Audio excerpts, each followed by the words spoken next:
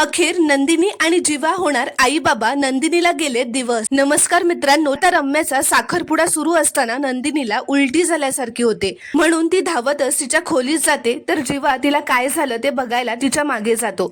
तर इथे रम्या विजय बरोबरचा साखरपुडा टाळायचा प्रयत्न करत असते, म्हणून ती नंदिनी येईपर्यंत आपण वाट बघूयात असं सगळ्यांना सांगते। तर पार्थ सगळ्यांना साखरपुडा उरकून घ्या, जीवा नंदिनीला बघेल काय झालंय ते, आपण कार्यक्रम चालू ठेवूयात असं म्हणत असतो।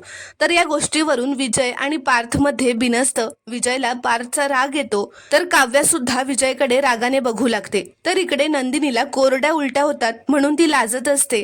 तर जीवाच्या लक्षात येतं की नंदिनी प्रेग्नेंट आहे, तिला दिवस गेलेत। तो जोरातच खुश होऊन ओरडत म्हणतो, याचा अर्थ मी बाबा होणार आहे। तर नंदिनी हसूनच हो असं म्हणते। तर हे ऐकून जीवा इतका खुश होतो, कारण त्याच्या आयुष्यात छोटी नंदिनी येणार आहे हे समजताच त्याला खूप आनंद झालेला असतो।